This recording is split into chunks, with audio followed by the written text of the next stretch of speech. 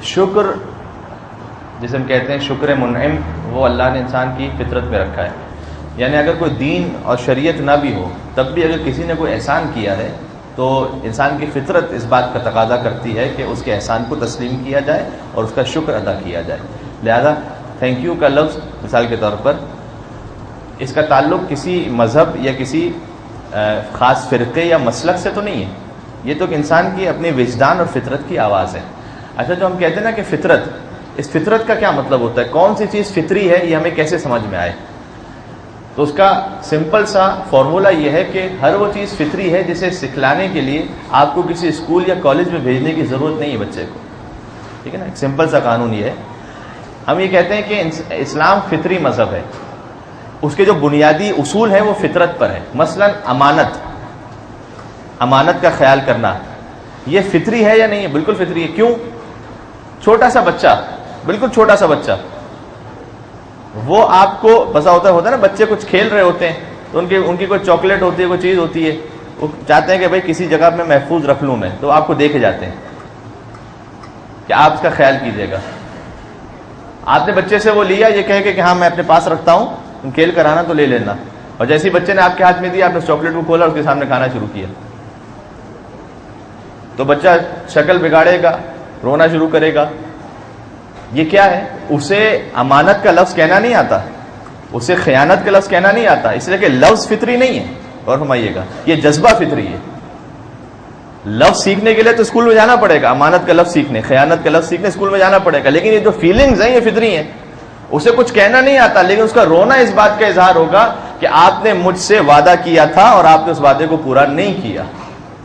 یہ کہ کسی کو سکھلایا گیا ہے؟ نہیں، اس کو سکھلایا نہیں گیا اسے. اسی طرح سے شکر، اگر آپ کسی بچے کے ساتھ بھی کوئی احسان کریں تو وہ اپنی فیلنگ سے، وہ اپنے ایکشن سے آپ کو سمجھاتا ہے کہ نہیں آپ نے میرے ساتھ یہ جو کیا ہے. اس کو وہی اپنے فیلنگس کو بیان کرنا نہیں آتا اسے، لیکن میں آپ کے لیے اس میں تھینکفل ہوں. من لم یشکر الناس لم یشکر اللہ، میں نے عرض کیا تھا حدیث میں جو انسانوں کا شکر ادا نہیں کر سکتا وہ اللہ کا شکر ادا نہیں کر سکتا. ہم میں سے بہت سے ایسے ہوتے ہیں جو بڑی ڈھٹائی کے ساتھ کہتے ہیں ارے اس نے کیا ہمارے ساتھ تو کیا اللہ کے لیے کیا ہے نا، اس نے اللہ کے لیے کیا ہے، لیکن اللہ ہی آپ کو حکم دے رہا ہے کہ اس کا شکریہ ادا کیجیے. تو ایک ہے احسان کرنے والا، اسے تو اپنی نیت اللہ کے لیے خالص رکھنی ہے، لیکن جس کے ساتھ احسان ہو رہا ہے اسے بے شرمی نہیں دکھانی، کہہ رہے تم نے اللہ کے لیے کیا ہے اللہ سے لینا، ہم تمہارا کیوں شکر ادا کریں. جی نہیں، ایسی بات نہیں ہے. بلکہ اگر کسی نے ہمارے ساتھ احسان کیا ہمیں اس کے ریٹرن میں کم از کم اس کا احسان مند ہونا، اس کا شکریہ ادا کرنا. بالخصوص اس میں والدین آ جاتے ہیں، عزیز رشتہ دار آ جاتے ہیں. اگر کسی نے بھائی کے ساتھ احسان کیا، بہن نے، اولاد نے، یہ سارے رشتے تو سب سے پہلے مقدم ہے. اچھا، شکر کس بات کا ادا کریں؟ یہ بھی بہت مرتبہ انسان کے ذہن میں سوال آتا ہے. میں نعمت کا شکر تو ادا کروں لیکن کون کون سی نعمتیں؟ ذرا بنیادی طور پر نعمتوں کو شمار کرنا آپ شروع کیجئے. تو سب سے پہلے تو وجود کی نعمت، یہ اللہ نے جو ہمیں وجود بخشا یہ ایک نعمت ہے یا نہیں ہے؟ نہ بخشا ہوتا وجود تو یہ وجود کی نعمت سب سے بڑی نعمت ہے. اور اس نعمت سب سے بڑی ہونے کی دلیل یہ ہے کہ یہ جو وجود کی نعمت ہے اسے کوئی واپس کرنے کو تیار نہیں ہے. اللہ نے کہا ہے کہ تم سب ہماری طرف پلٹائے جاؤ گے لیکن پلٹنے کے انداز مختلف ہیں. تمہارا جو وجود ہے نا، جب یہ دنیا کا وجود ختم ہوگا تو ہم اللہ کے پاس جائیں گے. جب اللہ کے پاس جائیں گے تو کچھ لوگ وہ ہیں جو کہتے ہیں کہ وبشر الصابرین الذین اذا اصابتهم مصیبہ قالوا انا للہ وانا الیہ راجعون، ہم اللہ کے لیے اللہ کی طرف پلٹ کر جانے والے ہیں. کچھ تو ایسے ہیں ہم خوشی سے اللہ کے پاس جا رہے ہیں. کچھ ایسے ہیں جو قرآن کریم میں ہے کہ افحسبتم انما خلقناکم عبثا وانکم الینا لا ترجعون، کیا تم نے یہ سمجھ لیا ہے کہ ہم نے تمہیں ویسے ہی بیکار اور فضول میں خلق کیا تھا اور کیا تم ہماری طرف پلٹائے نہیں جانے والے تھے؟ یہاں پر ایکٹیو وائس نہیں، یہاں پر پیسیو وائس ہے اس آیہ کریمہ میں. یعنی کیا تم ہماری طرف پلٹائے نہیں جاؤ گے؟ اس سے اللہ سمجھانا چاہتا ہے کہ تم دل سے نہیں جانا چاہتے. کچھ لوگ ایسے ہوتے ہیں جو دل سے نہیں، ہم تمہیں زبردستی پلٹائیں گے، آ جاؤ جانا ہے. تو ایک ہے گروہ لوگوں کا جو خوشی سے جانا چاہتا ہے. ایسے لوگ کم ہیں. ہمارے استاد محترم درس اخلاق جب ایران میں دیا کرتے تھے تو ہم سے سوال کرتے تھے کہ تصور کرو کہ اگر اس محفل میں اس وقت ملک الموت آ جائے اور تم سے کہے کہ میں ایک انسان کو ساتھ لے جانا چاہتا ہوں، تو کون ہوگا جو اطمینان کے ساتھ ہاتھ اٹھائے گا، کہے گا ہاں آئی ایم ریڈی، چلو میں بالکل مطمئن ہوں، یعنی میری کوئی نماز قضا نہیں ہے، میرا کوئی روزہ قضا نہیں ہے، میں نے کسی کے ساتھ فراڈ نہیں کیا ہوا، میں نے کوئی دھوکہ نہیں دیا ہوا، میں چلنے کو تیار ہوں. کہتے تھے ہاتھ اٹھاؤ. ظاہر ہے میں تو آپ سے جسارت نہیں کر سکتا کیونکہ کلاس روم نہیں ہے، بہرحال ایک مجلس کا تقاضا لگا، آپ نے دل میں سوچ لیجیے، ٹھیک ہے، آپ نے دل میں سوچ لیجیے آپ۔ پھر ہم سب ہاتھ نیچے کر کے بیٹھے رہتے تھے، ہم بھی نیچے کر کے بیٹھے رہتے تھے ہاتھ وہاں پر، تو استاد یہ کہتے تھے کہ تم کس بات کا انتظار کر رہے ہو، تمہیں پتہ ہے کہ تم اس محفل سے باہر بھی نکل سکو گے یا نہیں نکل سکو گے، ٹھیک ہے، کچھ نہیں پتا۔ 3-4 بار میں نے اس حدیث کو مختلف مقامات پر گزارش کیا ہے، اتنا جلدی یہ ہماری بات کس پر ہو رہی، وجود کی نعمت۔ سب سے پہلے اس کا تو احساس کریں کہ یہ سب سے بڑی کتنی نعمت تو یہ ہے کہ اللہ نے صحت و سلامتی کے ساتھ وجود بخشا ہے۔ لوگ کہتے ہیں کہ مولانا ہمارے پاس کیا کون سی نعمت ہے کہ جس کے لیے شکر ادا کرنے کے لیے اتنی بڑی مناجات پڑھیں۔ ارے بھائی، یہ وجود کی نعمت ہے، یہ جو آپ مجھ سے یہ کہہ رہے ہیں یہ زبان کی نعمت ہے، یہ جو جسارت آپ کر رہے ہیں زبان کی نعمت کس نے دی؟ اللہ نے دی ہے نا، کہ اب زبان سے بات بھی کر سکتے ہیں، نہ ہوتا تو پھر کیا ہو، پھر کیا کر لیتے۔ تو یہ وجود کی نعمت کتنی اچھا۔ اس میں جو حدیث میں گزارش کرنا چاہ رہا تھا، چھٹے امام سے کسی نے پوچھ لیا کہ کچھ لوگ جب مرتے ہیں ان کی آنکھیں کھلی ہوتی ہیں، کچھ لوگ مرتے ہیں ان کی آنکھیں بند ہوتی ہیں، یہ فرق کیوں ہوتا ہے؟ امام نے فرمایا کہ یہ فرق اس لیے کہ جس کی آنکھ بند تھی اور وہ مر گیا، ملک الموت اتنا جلدی آیا کہ اسے کھولنے کا موقع نہ مل سکا، اور جس کی آنکھ کھلی تھی اور مر گیا اس کے پاس بھی اتنا جلدی آیا کہ اسے بند کرنے کا موقع نہ مل سکا۔ بغتتاً قرآن کریم میں 13 مقامات پر ہے یہ جو تم وجود کی نعمت ہے نا، اچانک ہم تم سے لے لیں گے، اس کی قدر کرو۔ 13 مقامات پر ہے اچانک موت آئی، اچانک قیامت آئی۔ پہلے وجود کی نعمت، آج ہم شکر کرنے والوں کی مناجات پڑھیں گے۔ سب سے پہلے اللہ نے وجود بخشا، پھر کہاں وجود بخشا؟ ان ماں باپ کے پاس وجود بخشا کہ جو اہل بیت اطہار کی مودت کو ماننے والے تھے۔ کیا یہ نعمت نہیں ہے؟ اتنی بڑی نعمت ہے۔ چھٹے امام کو صحابی کے بقول کے آیا اور امام سے کہا کہ مولا میں بہت فخر میں زندگی گزار رہا ہوں۔ امام نے کہا کہ تو فخر میں ظاہری اعتبار سے تو ہے، لیکن تیرے پاس اتنی بڑی دولت ہے کہ اگر دنیا کا سارا سونا اور چاندی تجھے دے دیا جائے اور تجھ سے کہا جائے کہ جو تیرے دل میں موجود محبت علی اور اولاد علی ہے وہ واپس کر دو، تو کیا اس کے لیے تیار ہو جائے گا؟ تو اس نے کہا مولا یہ تو نہیں، میں اس پہ تو میرے ایمان کی بنیاد ہے۔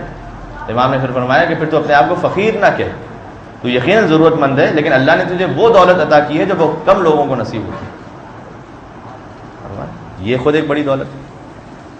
اللہ نے اس امت میں پیدا کیا کہ جس کی آسمانی کتاب میں کوئی تحریف نہیں ہے۔ کبھی آپ نے سوچا اس نعمت کو؟ ہم وہ واحد امت ہیں کہ جن کی آسمانی کتاب میں کوئی تحریف نہیں ہے، یعنی جب آپ اللہ کا کلام پڑھتے ہیں قرآن تو اس یقین کے ساتھ پڑھتے ہیں کہ یہ اللہ ہی کا کلام ہے، اس میں کوئی کمی اور بیشی نہیں ہے۔ یہ نعمت ہے یا نہیں ہے؟ رمضان المبارک نعمت ہے یا نہیں ہے؟ رمضان میں روزہ رکھنے کی طاقت یہ نعمت ہے یا نہیں ہے؟ پیاس برداشت کرنے کی سکت اور صلاحیت یہ نعمت ہے یا نہیں ہے؟ اتنا شعور کہ اللہ نے توفیق دی کہ میں یہاں پر آپ کی خدمت میں آ سکا، آپ یہاں پر تشریف لا سکے، یہ ایک نعمت ہے یا نہیں ہے؟ تو یہ ان مادی نعمتوں کا تو میں حساب ہی نہیں کر رہا کہ میرے پاس ایک شاپ تھی تو آج 10 ہے، اور مثال کے طور پر اتنی برانچز تھی تو آج اتنے، یہ تو میں حساب نہیں کر رہا۔ وہ تو پھر آپ خود حساب کر لیجئے کہ اللہ نے کس کس کو کیا عطا کیا ہے، وہ تو پھر ہے ہی اپنے مقام پر۔ بہت ڈیٹیل میں نہیں جانا چاہوں گا، تھوڑا سا احساس بیدار ہو سکے۔ اگر کبھی آپ اللہ کا شکر ادا کرنا چاہیں اور اپنے دل میں احساس بیدار کرنا چاہیں، بہترین طریقہ کیا ہے؟ قرآن کریم میں اللہ کہتا ہے کہ تم اپنے اسٹارٹ کو یاد کرو کہ تمہارا اسٹارٹ کہاں سے ہوا تھا، بالکل اسٹارٹ، اس وقت تم کیا تھے۔ وَلَقَدْ خَلَقْنَا الْإِنسَانَ مِنْ سُلَالَةٍ مِّن طِينٍ، سورہ مومنون کی آیت ہے۔ اے انسان، ہم نے تجھے گیلی مٹی سے خلق کیا، ثُمَّ جَعَلْنَاهُ نُطْفَةً فِي قَرَارٍ مَّكِينٍ، تیرے نطفے کو ایک محفوظ مقام پر رکھا، ثُمَّ خَلَقْنَا النُّطْفَةَ عَلَقَةً، پھر تیرے نطفے کو جمے ہوئے خون میں تبدیل کر دیا، فَخَلَقْنَا الْعَلَقَةَ مُضْغَةً، اس جمے ہوئے خون کو گوشت کے لوتھڑے میں تبدیل کیا، فَخَلَقْنَا الْمُضْغَةَ عِظَامًا، اس کے بعد اس گوشت کے لوتھڑے کو ہڈی میں تبدیل کر دیا، فَكَسَوْنَا الْعِظَامَ لَحْمًا، اے انسان، یہ ہم میں سب کے ساتھ ہوا ہے نا ایسا، اے انسان اس ہڈی پر گوشت کی ایک اور تہ کو چڑھا دیا، ثُمَّ أَنشَأْنَاهُ خَلْقًا آخر، اس کے بعد ابھی بھی یہ لوتھڑا ہے، ابھی بھی اس میں کوئی جان نہیں ہے، ہم نے اس میں روح کو پھونک دیا، فَتَبَارَكَ اللَّهُ أَحْسَنُ الْخَالِقِينَ۔ تو انسان تو کیا شکر ادا نہیں کرتا کہ کتنا بہترین ہے تیرا خلق کرنے والا پروردگار؟ کیا یہ اس بات کا تقاضا نہیں کرتی کہ ہم شکر ادا کریں؟ اس کے بعد اللہ کہتا ہے کہ انسان جب تو خلق ہو گیا تو شکم مادر میں بھی اور دنیا میں آنے کے بعد بھی تیرا رزق کون دے رہا تھا؟ 12ویں پارے کی پہلی آیت، کل 12واں، آج 12واں روزہ ہے نا، ٹھیک ہے، تو آج آپ نے 12واں پارہ پڑھ لیا ہوگا انشاءاللہ۔ 12ویں پارے کی پہلی آیت کیا ہے؟ وَمَا مِن دَابَّةٍ فِي الْأَرْضِ إِلَّا عَلَى اللَّهِ رِزْقُهَا، زمین میں کوئی چلنے پھرنے والا ایسا ہے ہی نہیں کہ جس کا رزق ہمارے اوپر نہ ہو۔ کتنا کریم اور لطیف ہے پروردگار۔ وہ چھوٹی سی مخلوق ایٹم کے برابر، وہ چھوٹی سی مخلوق جسے ہم سپر مائکروسکوپ سے شاید تھوڑا سا دیکھ سکتے ہوں، اللہ فقط دیکھ نہیں رہا، اللہ اسے اس کیفیت میں رزق بھی فراہم کر رہا ہے۔ اللہ اکبر۔ اللہ کہتا ہے کہ ہم نے تجھے رزق دیا کہ شکر ادا کرنے کے قابل شے نہیں ہے، ہم نے تجھے رزق دیا۔ اچھا رزق دینے کے بعد پھر کیا ہوا؟ جب ہم نے تجھے رزق دے دیا، اس کے بعد جب آہستہ آہستہ انسان بڑا ہوا تو پھر کیا؟ تعلیم کی ضرورت ہے اسے۔ اللہ کہتا ہے قرآن کریم میں کہ اللہ اخرجکم من بطون امہاتکم لا تعلمون شیئا، اے انسان آج تو بہت پڑھا لکھا ہے، کوئی کمپیوٹر اسپیشلسٹ ہے آپ میں سے کوئی مثال کے طور پر کہیں پر جاب کر رہا ہے، کوئی اکاؤنٹنٹ ہوگا، کوئی ڈاکٹر ہوگا، کوئی انجینئر ہوگا، ٹھیک ہے، یہ جو ہم سب اللہ نے ہمیں تعلیم عطا کی ہے، یہ کیسے ہے؟ اللہ کہتا ہے تو اتنا تو یاد کر کہ واللہ اخرجکم من بطون امہاتکم لا تعلمون شیئا، ہم نے تو تجھے تیری ماں کے شکم سے ایسے نکالا تھا کہ تو کچھ نہیں جانتا، تو جاہل تھا۔ ثم جعل لكم السمع والابصار والافئدة لعلكم تشکرون، پھر اس کے بعد تجھے سننے والا جو کان دیا تاکہ تو کچھ سیکھ لے۔ سینسز ہے نا ایجوکیشن کے، کان سے انسان سن کے سیکھتا ہے، آنکھ سے دیکھ کے سیکھتا ہے۔ تجھے آنکھ دی، تجھے سوچنے والا دل دیا، لعلکم تشکرون، اب تو شکر کرنے والا بن جا۔